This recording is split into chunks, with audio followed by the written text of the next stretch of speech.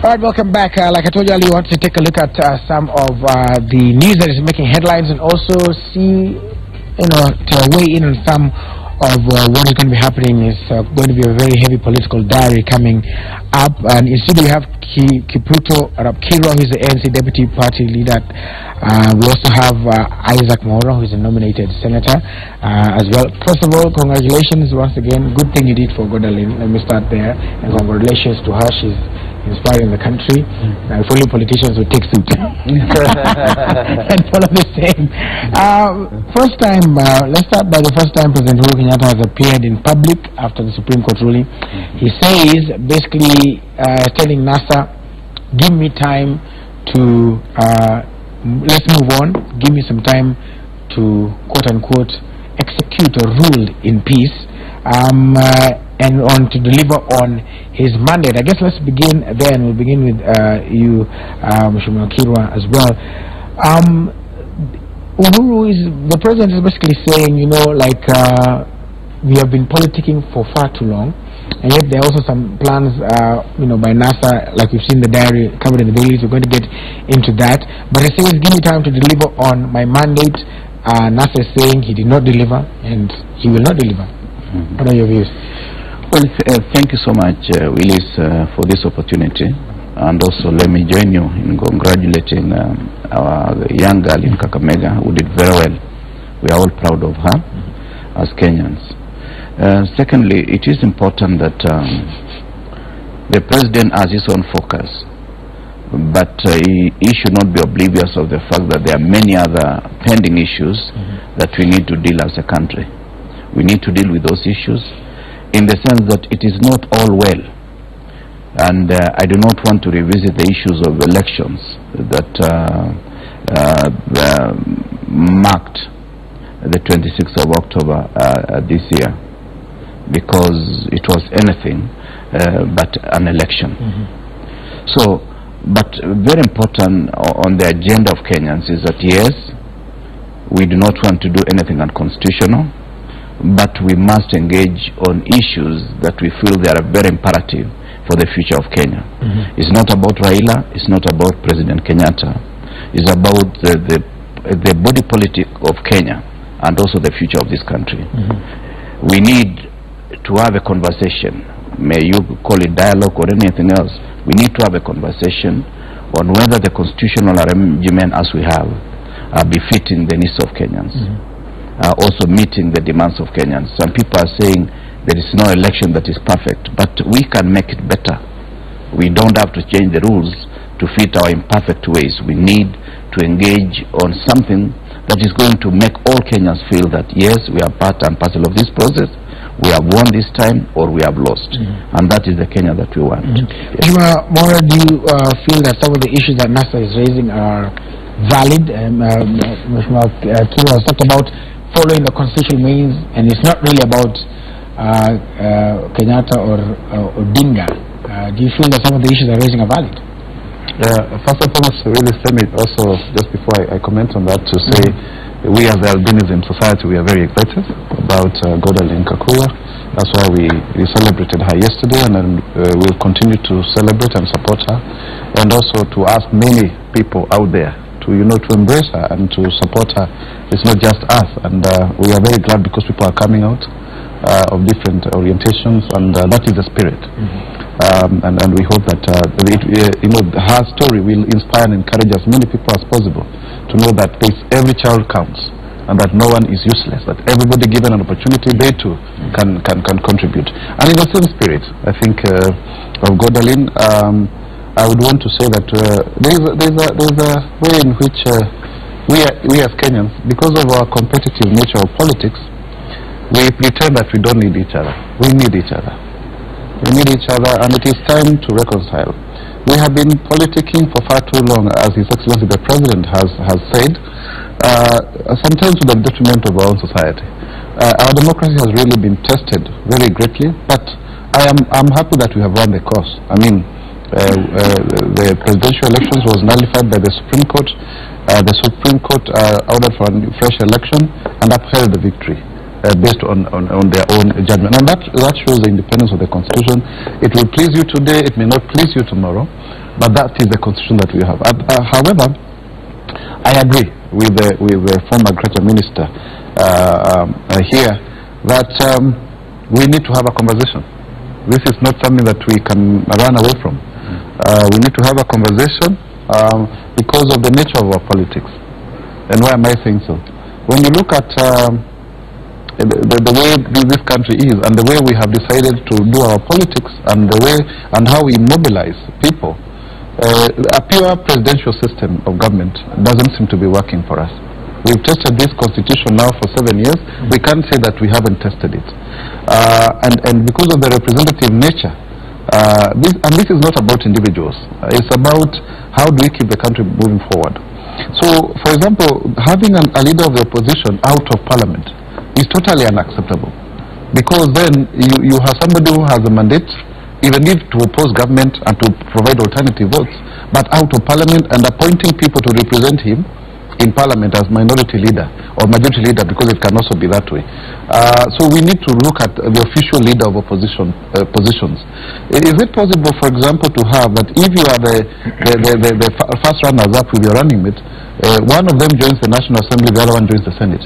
This is an idea that we need to explore because we need that. We need that. If you look at America, for example, when John McCain was defeated by Barack Obama, he still went ahead to be a senator. He still is a senator to date, and I think that is what you need to have. At the same time, the key political positions in this country is the president, the deputy president. You would want to say the speaker of the National Assembly and the Senate. Surely these positions don't seem to, accede to the desire of Kenyans in terms of the national face, and it's a constitutional issue. It's not something that has been created by, say, the Jubilee administration. It is us who agreed, and so we need some constitutional reform in terms of creating a position of a premier and 2 deputies. I think for me that is very important. Why am I saying so? Because this country has got 5 major communities. The Kikuyu, the Luo, the Kamba, the Luya, the Kalenjin, over and above the 45 tribes that are there. And because that is who we are, those are the building blocks of this country. You would want to have a situation where when you have coalitions that are opposing each other, they have a framework through which then they can have the face of this country in terms of the structure of the executive. And I think so be it, honestly, so be it, so that then people can feel represented. This is something that is going to even help in terms of political negotiations going forward, even to 2022. So some of these issues are bipartisan. They are not necessarily because of a certain agenda of a certain political party, in my opinion. They are things we need to do for the sake of this country. Because let me give you an example, Willis. Right. If, for example, you have a coalition A saying that our proposed prime minister is going to come from, and let me use this for purpose of argumentation, from the Kikuyu community. The other coalition says also our prime minister is going to be from the Kikuyu community. It will mean that then people will now stop looking at the ethnicity, they'll be looking at issues. And that helps in terms of moving the country forward in terms of the economic development. And I'm very glad that the Jubilee coalition, the Jubilee party, campaigned on the basis of development agenda. That is what we want to hear going forward. That is what we want to hear for, so that we move away from who is from which tribe, where and how. We must move beyond that conversation, so that then we can be able to develop this country. There is, of course, we want to also bring in Irungo Kang'ata, the senator from Ranga, Karibu Sana, and also we're still expecting Pamela Diambo, the women representative from Migori as well. I want to bring you in, Mheshimiwa Kang'ata, and ask, because there is we played a clip, and President said about basically saying, this constitution tumeipata tu juzi na bado tunaendelea. So he said basically there's no reform. I tried to get the exact quote from the standard there. Just briefly, he actually talked about it, and he said hatuwezi kuwa tunaongea kila siku juu ya katiba, na hii katiba tulibadilisha tu juzi. Hatuwezi kuwa kwa siasa siku zote. And of course, Mheshimiwa Maora is talking about, is in agreement about constitutional reform. So, what is the position? Are we open? Are you rather open for constitutional reform, or what's the deal, basically? Thank you. Personally, I think I support the proposition by the President that it is too early to start agitating for constitutional reforms. And for several reasons. One, this is a young constitution. We need to give it time for that constitution to develop. We have the so-called American Constitution that has been there for so many years, more than 200 years. And it has had very few amendments. So therefore, when you have a young constitution that is about 7 years old, and we are now proposing to amend it, I think that, to me, that doesn't make sense. That's number one. Number two, yes, it is true that we may want to expand the executive. We may want to have a government that we call a grand coalition government, or what legal experts call constitutional form of government, where the main contending ethnic groups form one major coalition, so that you ensure you have what we call inclusivity. But the problem with such kind of an arrangement is that, number one, it's quite expensive because it tends towards a bloated executive. Number two, it creates what we call immobilism, that is constant bickering amongst parties. And then number three, it can be anti-democracy. You know, Article 38 is very clear. It provides for people who are directly elected through political rights, and therefore when you have now a situation where you are giving people on the basis, you are giving people seats on the basis of ethnicity, like what was obtaining between 2008 and 2013, one can see an element of ethnocracy. That is where you are now trying to give credence, give primacy to ethnic groups as opposed to issues. I think there is evidence that when people exercise democracy over a long period, they tend to move away from ethnicity. The issue is how long does that take, and also the fear of conflict. I think we need to allow the President to assume office next week. Once he does that, then he can now start doing what we call instituting measures of nation building. We have so many nations amongst Kenyans. We have Luos, we have Kikuyus, we have Adonocostarians. So we allow him, we give him time, maybe 1, 2, 3 years. He now proceed to bring all ethnic groups together. There are several methods that may include, for instance, education, by the way, common language for policies. Going forward, maybe by doing that, you may have a situation where we may be able to address this issue of exclusivity and inclusivity. And again, also, ethnicity in Kenya has an element of what we call instrumentalization. That is, some people taking advantage of it to now try to bring a wedge between Kenyans. And those people, all factors remaining constant, they are going to exit political arena this time. That is, Mr. Raila Odinga, once he gets out, I foresee a more united Kenya. Alright, maybe we'll begin by responding to that, Mheshimiwa Kero. And also, are you open to the proposal of, for lack of a better word, I know it's been flaunted a lot, nusu mkate? Well, I don't know. I may not really be qualified to comment on that particular issue, but suffice to say the following.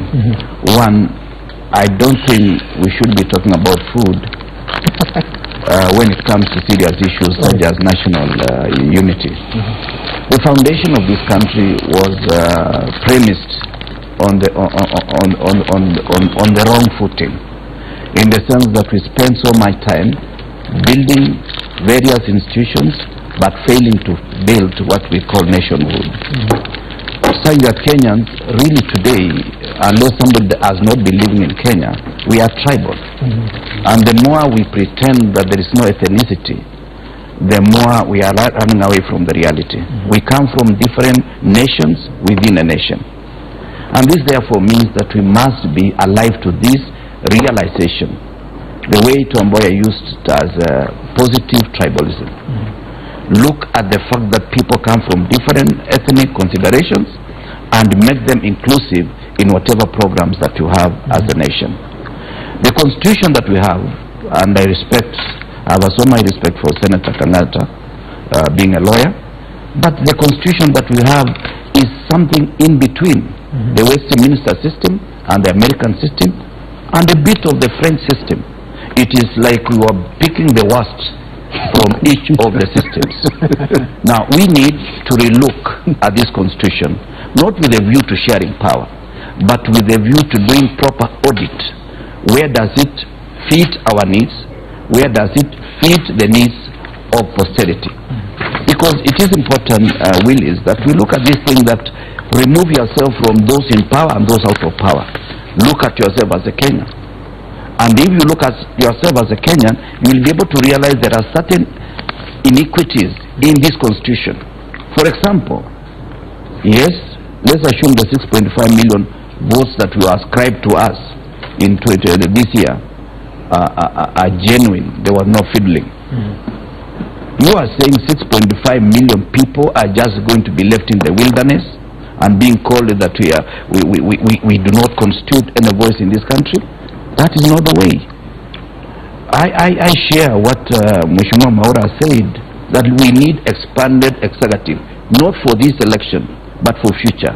We need also to give opposition a decent position in the national leadership of Kenya. The senator of Murang'a today is in government. He doesn't know. He may end up in opposition after the next election. There is no guarantee that those who are in government today will be in government tomorrow. I was in government at one time. I'm now part of the opposition. But we need to have an inclusive system that Kenyans feel this is our government. And that is the way we need to go. And finally, the issue of saying that we are interested in this system, we have said, yes, legally, President Kenyatta has met all the threshold. But in terms of political dimension, he lacks legitimacy. So if there is any legacy he can leave, is at least to preside over this discussion and give us a better system that will serve Kenyans now on. Right. I think there's a confusion, and I'm really agreeing with the Senator. Let me call you Senator because you run for Senate. Because we are missing the point here. The point here is not about Raila and Uhuru sitting to share power. That's not the point. That's not the point, because we are not.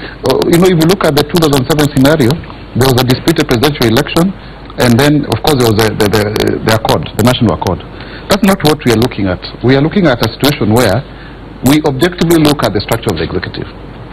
And the truth of the matter is, two main positions. We thought that when we devolve power, with 47 governors, people will remove the desire for the presidency. Clearly it has not. Let's say the truth. The presidency seems to be the most coveted position in this country. Now, two positions, you will end up with two individuals, and then people may feel left out. And for sure, today it is me, tomorrow it is you. Let us have a semi-presidential, semi-parliamentary system, what we call a hybrid. I remember we called the presidential a mongrel, and we had conversations around that. In fact, personally, at that point in time, I was for a parliamentary system because of the representative nature of politics. But now that we have the presidential system, let us look at what is in Tanzania, for example. Let us have a prime minister who is going to be answering parliamentary affairs, but for purposes of representation. And this cannot happen now because if you look at Article 255, 256 and 257 of the Constitution, that is chapter 16, that is a referendum issue. It cannot be through a parliamentary initiative. What the President are hearing, it's good to interpret what I hear the President saying. Right. The President is saying, we cannot start having this conversation now. We need to settle first. And that is the point, because he has a very robust development agenda in terms of big infrastructure projects like a 6-lane Mombasa Road, the railway from Mombasa to Miritini, the Lamu-Isiolo Road, 7,000 kilometers of road tamaking across the country, the 57 dams, for irrigation, the internship programs, the Ajira program. All of these are there, including the 100% transition rate to secondary schools. But the point we are saying is that going forward, you don't want to have a situation where you have won an election and then you have to deal with the issues of a divided nation. Because as we have all agreed, and we have to have an honest conversation, that this election has been quite divisive, and elections are divisive in nature. You want to have a framework which helps the country to negotiate within itself, such that then we transcend over the issues of ethnic micronationalities that we have, towards talking about the country. And we are not going to change this. And let us not try to say, Willis, that this is the problem of Africa, or this is the problem of Kenya. If we were not divided on ethnic issues, you go to America, it will be about race. If we advance further, it will be about gender. If you go to Germany, now that they have been able to unite themselves under one nation, under one language, and even Austria, the major issues will be about climate change. So there will always be issues that will divide people in terms of public policy and opinion. But it should be those issues. It should not just be, what is your surname? Where do you come from? Right. And that is an honest conversation. Right. Yeah. Yes, well, yes, it is true. I think the contribution done by my colleagues here makes a lot of sense. That Kenya is an ethnically divided society. And number two, Kenya is not alone. We have several states with such kind of a problem, including the so-called westernized societies. A good example is like Switzerland. Another example is like Belgium. In fact, Belgium, we have people we call the Walloons and the Flemings. They don't share a lot of platforms. Another best example is now the Catalonian crisis in Spain, where now those people who they speak a separate language, they want to secede away from Spain. Of course, also when you come to Africa, there are just too many examples, including our neighbor here in Ethiopia. And therefore, when you go to Asia, places like Malaysia, the so-called the Malays versus the Chinese. When you go to Vietnam, the Chinese, I don't know versus who. So it is a global problem. Now, as to what is the relief, what is the legal intervention to manage an ethnically divided society, there are several methods which have been proposed by experts. Number one, we have the so-called centripetal system. That is, where you come up with rules where you now compel the leading combatants, the leading politicians, to seek political support from other communities apart from their ethnic basis. And I think that was the intention of this article that is in our constitution of 50+1, together, I don't know, with 25% out of the 24 counties. The idea was, they thought, those people who came up with that proposal, by providing for that, you will have a situation where the leading politicians will be seeking support across the society. Yes, it appears that has not worked. Number two, among also those who belong to that so-called centripetal school of thought, they have also proposed of what we call a ranking, a preferential voting system, where that one obtains, I think, in Guyana and also Australia, where you are told to rank candidates, so that you have a number. Let's say, for instance, you are voting for the president, you will vote for Uhuru as you are maybe number one preference, and then number two, you will have to vote for another candidate. If the first candidate is unable to reach a certain threshold, then they start counting for number two. Again, the intention of that system is also to compel the leading political actors to seek support across their communities. Then we have this other one, which is called now consociation. It is the one which appears to be championed by my colleague here. That is, the idea is you form the so-called, you expand the executive, so that almost everyone is incorporated with that executive. And then another characteristic of such kind of an arrangement is usually maybe a grand coalition of some sort. Although I don't want to use that term because I'm sure my colleague doesn't want to be viewed as if he is proposing for some kind of government, but it has also been argued is one of the way to manage an ethnically divided society. But we also need to highlight the disadvantages of the so-called constitutional government. That is the so-called the consensus democracy. And those are the issues I'm raising here. When you expand the government, for instance, you have so many ministers, so that almost each and every other group is in the cabinet. It will be quite expensive. That will be number one. Number two, technically you kill the opposition. I think we need to celebrate the role of the opposition in this country. Why? A good example, between 2008 and 2013, there was no opposition. Watchdog committees in parliament who is going to chair them? For instance, we have Public Investment Committee, we have Public Accounts Committee. Who is going to chair them? You will have everyone in government. There will be no one who will be checking that government. Again, also the issue of bickering. You recall how Raila used to say, I don't know, they're not giving me a toilet, I don't know what. You see, it happens, by the way. A good example, as we speak of such kind of a government, by the way, let me give you a good example, is Lebanon. Lebanon is the best example of the so-called constitutional government. Why? In Lebanon, they are divided into three major groups. The so-called Shia Muslims, the Sunni Muslims, and the Christians. We have the Sunni. By law, they are told to control the prime ministerial position. I think the Christians have the presidency. And I think the so-called Shia, I don't know, they have the vice presidency. Over a period of time, when that idea was mooted in early 1990s, with a view of stopping the so-called Lebanon civil war, the Shia Muslims were the minority. But due to a variety of reasons, now the Shia, they are the majority. And therefore, that arrangement over a period of time has been overtaken by events, and now the Shias are now exacting their numbers. But just to ask, because I mean some of the points are probably valid. About cost and all that. But we're looking at a situation like Mheshimiwa Kirwa raised, and also Mheshimiwa Maura raises, where there are a section of Kenyans who want these changes now. Tunataka kuwa kwa serikali leo, ama we want representation today. That's one. And yes, there are very pertinent issues that all of you are raising here, and it's clear from what you're saying that it's going to be progressive, no matter which route we take. So how are we going to balance the two? The need of this very 6.5 million, if you like, or just Kenyans in general who want representation, versus the requirements of the law and the constitution that it has to be, no matter what route we take, it's definitely going to be a process. So how are we going to manage this dicey situation? Yes, I think we are pigeonholed by one challenge. The challenge that is with us is the fact that we are looking at government exclusively as the executive.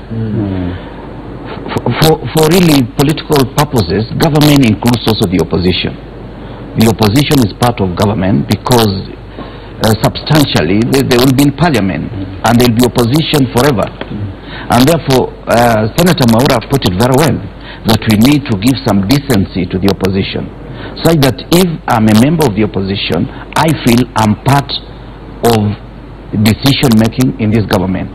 Even if I do not have the power to make the final decision, I have the power to influence the direction with which the affairs of the state are going to be run. And that is something that we should understand. So that when we are saying we need a conversation, it's not about me being minister. Probably I may not want to be a minister for the rest of my life. I may want to play another role. Number two, when we are saying let's have a conversation about this constitution, we have two things. One is the government itself. The conversation is not legal, it is going to be even political. What is the ownership of government? When I'm the president, when I'm the deputy president, do I own this government? Or am I having temporary custody of the affairs of Kenyans for the period that I've been elected? You know, that has not been delinked. Such that somebody says, and I'm happy President Uhuru and President Kibaki has been saying, our government, not my government. Because when you say my government, it's like you own the government, and therefore it's your personal kiosk. You can decide when to close and when to open. That is something that we must have a conversation, and also disabuse Kenyans of the notion that if I'm in government from such the ethnic A community, therefore my community is going to benefit at the exclusion of others. Let government be a service to the people of Kenya. Number two, when I'm saying let us have discussion, not because I'm nostalgic of the period I was minister. I also have this feeling that ministers should not necessarily be members of parliament, but they can be ex officio, so that from time to time they go to parliament to answer questions. I've been seeing the last parliament that we've had from 2013 under this new constitution. You listen to ministerial statement being read by one of the leaders, and you realize that there is no depth in terms of the issues that that ministry does involve. My recommendation is that the 22 members of the cabinet can be ex officio the way the Attorney General used to be, and that will not compromise separation of powers. The other thing that the other day we lost our good governor and the deputy took over. Can we revisit this issue? That if you've not done two years, we go for an election. This is the conversation Kenyans have. Now, when it comes to the cost, I said let us have an audit of the Constitution. An audit does not mean that you look at the executive, the judiciary, and the parliament alone. We look at the totality. What is the cost of this Constitution in terms of the bureaucracy? 47 counties, are they useful for us? Or can we make them into units that are slightly expanded without compromising the feeling that people of Tanzania want to have their own governor? How can we do it? So these are some of the issues that we cannot sweep under the carpet. They may catch up with us today, they may catch up with us tomorrow. But for me, if I was to really offer advice to anybody, let us discuss these issues as we run the affairs of the state. I think let me also just add to that. Again, I would want to really repeat. When we talk about expansion of the executive, it is not about sharing power. Okay. Because in my opinion, and that is the case anyway, the president has got the express mandate. He is the one who is elected. We are really looking forward to the swearing in on Tuesday. And that is it. The issue is going forward, because even this constitution, conversation started 20 years, or maybe even earlier, before finally we made changes. It's good to be honest with each other in this country. And that is something that does not, come because of being of one political divide, and we must reach out to each other. We need to be magnanimous in victory, and we should avoid the triumphalist approach. You say, yes, there are legitimate concerns. Let us have ways in which we can discuss. I mean, this is not a question of saying, oh, this is a form of weakness. No, it's just a question of saying we need everybody in this country. And that, for me, I strongly believe. Because when you look at a country like Somalia, in terms of studies of the nation, development studies, you will find that this is the most cohesive nation we ever had in Africa. One nation, one people, one language, everything. But yes, they are the most divided people. Because when you move from there, then you come to clans, and there are 6 main ones. There are Hanwin, the Isaac, all of those ones. So you can as well fragment people. But the issue is, even when you look at the case of Malaysia, you have the 5 major groups, the Chinese, the Malays, all of those. They have a rotation of presidents, but then they have premiership that is elective. The point that we are trying to say, you cannot approach on a certain position and say, this is for a certain community. But then if you have 4 or 5 positions that political parties can negotiate with when they are coalescing, that helps. Because we as politicians, we aspire to hold certain public offices. Based on that, we mobilize our following towards that end. Right. So if, for example, then you are talking about negotiation, then you say, okay, if we come, this section, we will give you this position. The others will say the same. Then the competing forces, then Kenyans will decide through the board. Because it's very expensive. When you talk about the cost, we must also remember the cost of now the slowdown of the economy for the last 1 year. Is that good enough? I mean, is that good for this country? Right. And then also, my position, maybe further to what Senator is saying, I think, honestly, and this is my honest opinion, cabinet secretary should come from parliament. This is my honest opinion. Because of the representative nature of our politics. People see who is there, where, and how do they feel, you want to look at somebody who looks like you. Just like us at the Albinis Board of Kenya, we're very happy that Godalin is now, topping as a student.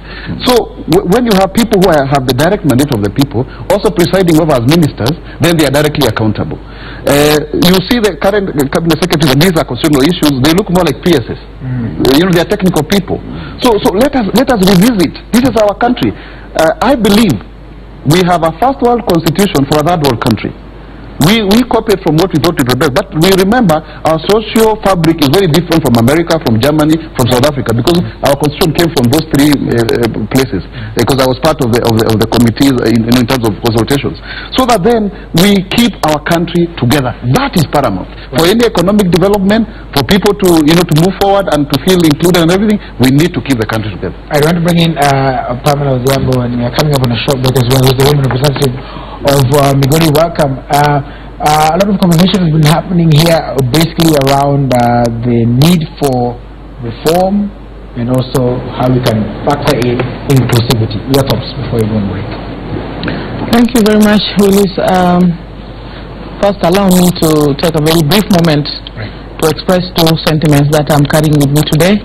One is I'm saying pole to all those families of NASA. Some of our young people have been killed, about 27 of them. Some are hurting in hospital. May God comfort all these people. On a happy note, I want to once again congratulate our Class 8 pupils, including my daughter Grace, who scored for 24 among those top scorers. I think I'm very happy for the young people, and I'm looking forward to this country nurturing these boys and girls into citizens who can make sense in our country. The issue of reforms is fundamental. As we sit here today, I think none of us can refute the fact that our country is divided more than before. And this deep division can only be healed when we think about whatever one is calling reforms very seriously and candidly. We cannot pretend to say that we are united, we are forging a united country when one section is happy, another section is in mourning and in a somber mood. And so when we are talking about the issue of reforms, the question is, are we able as Kenyans to read from the same script? Because sometimes what somebody thinks needs to be reformed is not really exactly what needs to be reformed. I think before and today, I would want to appreciate that Kenya has got a very elaborate system of constitution. I have just heard my colleague say that we have a first world constitution for a third world. But you see, even if we look at the case of America, America is not made of one community. In fact, if there's any country in Kenya, in the world where there are such diverse people with diverse backgrounds, then it is America. You find blacks in America, you find the Indians, you find the whites, and assorted people from all over the world. But what is the unique about America? It is that they put their constitution, processes, and systems in place, and everybody has genuine, from their heart, respect for what has been established. I think this is what is lacking in Kenya. So as I have said earlier, if we are talking about reforms, then I want to call for Kenyans to reform their own attitude, their own art, their own perception of one another. You know, this question of we are more Kenyans than others need to go. And from there, whatever systems we have, whatever laws we have, whatever regulations will be respected by all, and we will not be doing outrageous things, and once things go wrong, then we are saying, oh, now come, let's be together and move on. I think this is what is hurting our country. So I'm sorry again, Uhuru, but from a spiritual perspective, I think Kenyans, we are sick at heart, and we refuse to listen to one another. We keep shouting at one another, and this is what is making our way so difficult. So whether it is constitutional, whether it is the social structure, whether it is the economic, I think what we need is a right attitude, what I would call in biblical terms righteousness, doing it right. Even the simple structures that we have, if Pamela would obey, Uhuru would obey, everybody else obeys that and adheres to that process, we will not have issues.